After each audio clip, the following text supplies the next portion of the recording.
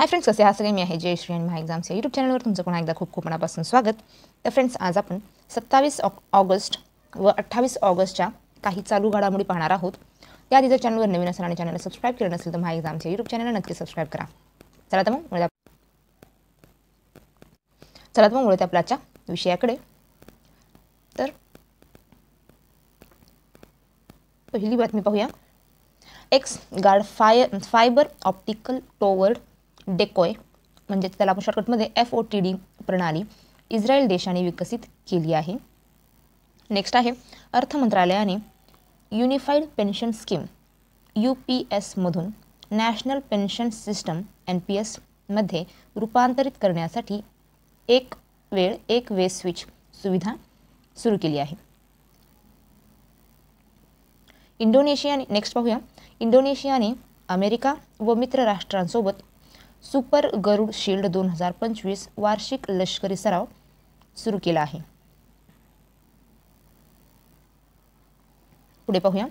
Super गरुड shield बहुराष्ट्रीय सराव 2009 पासून दरवर्षी आयोजित केला जातो. पुढे पाहूया. टोल प्लाझा कर्मचाऱ्यांच्या मुलांना मदत करण्यासाठी राष्ट्रीय महामार्ग प्राधिकरणाने सुरू केलेल्या उपक्रमाचे नाव प्रकल्प आरोहण आहे. पुढे पाहूया. भारत सरकारच्या युवा व्यवहार व क्रीडा मंत्रालयाने राष्ट्रीय युवा पुरस्काराची स्थापना केली आहे. पुढे पाहूया. भारत सरकारच्या अल्पसंख्याक व्यवहार मंत्रालयातर्फे लोकसंवर्धन पर्वाची 5वी आवृत्ती केरळ येथे पहिल्यांदा आयोजित करण्यात आली आहे. पुढे पाहूया. प्रकल्प 17 अंतर्गत Mazagon dock ship builders limited MDL Mumbai शिपयार्डने INS उदयगिरी बांधली आहे. भारतीय सैन्याने आसाममधील तिनसुकिया जिल्ह्यातील डुमडुमा येथील रुपई येथे पहिला आरोग्य सेतू सराव आयोजित केला होता. पुढे पाहूया. भारत सरकारने दरवर्षी 23 सप्टेंबर ही आयुर्वेद दिवस साजरा करण्याची तारीख म्हणून नियुक्ती केलेली आहे.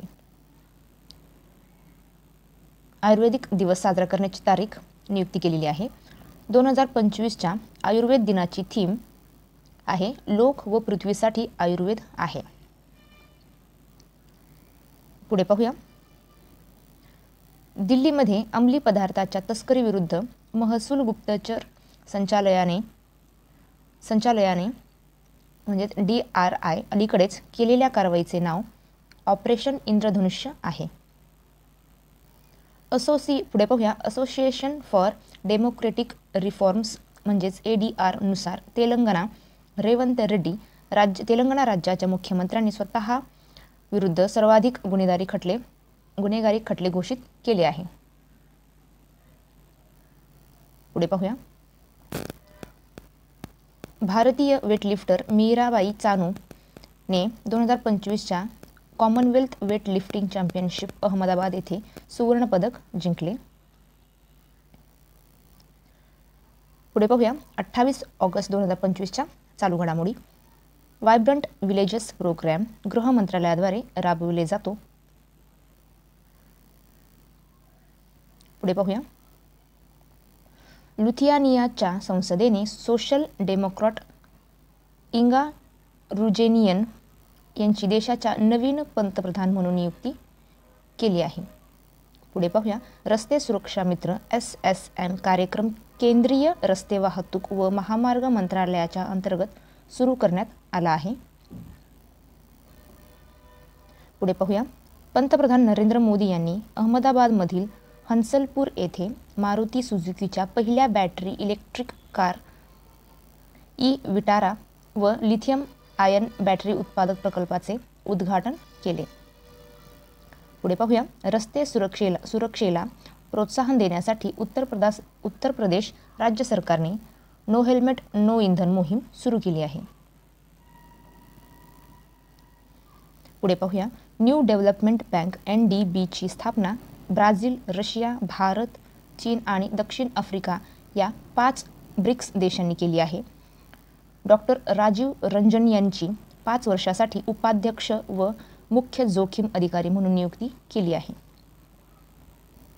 पुढे पाहूया, पशुसंवर्धन व दुग्ध व्यवसाय विभागाने DAHD ने भारतात प्रथमच रक्त संक्रमण व प्राण्यांसाठी रक्तपेढीसाठी मार्गदर्शक तत्त्वे व OSP जारी केले आहे.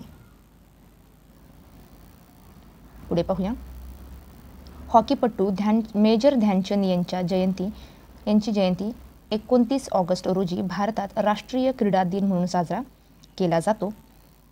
पुढे पाहूया, राष्ट्रीय क्रीडा दिन 2024ची थीम होती शांततापूर्ण व समावेशक समाजाच्या संवर्धनासाठी खेळ. ही थीम 2024ची होती. 2025ची थीम आहे, राष्ट्रीय क्रीडा दिन 2025ची थीम आहे 1 घंटा खेल के मैदान में, 1 तास क्रीडांगणात, अशी ही थीम आहे. पुढे पाहूया, तिसरी आंतरराष्ट्रीय युवा बौद्ध विद्वान परिषद 2025 दिल्ली येथे आयोजित करण्यात आली होती. तर या परिषदेची थीम होती 21व्या शतकात बौद्ध धर्माचे ज्ञान पसरवणे. तर फ्रेंड्स, तुम्हाला हाचा व्हिडिओ कसा वाटला नक्की कमेंट करून कळवा. व्हिडिओ आवडला असेल तर व्हिडिओला लाईक करा, शेअर करा आणि चॅनलवर नवीन असेल आणि चॅनलला सबस्क्राईब केलं नसेल तर महाएक्झामचे यूट्यूब चॅनलला नक्की सबस्क्राईब करा. चला तर फ्रेंड्स, थांबूया इथेच, भेटूया पुढच्या व्हिडिओमध्ये. जय हिंद.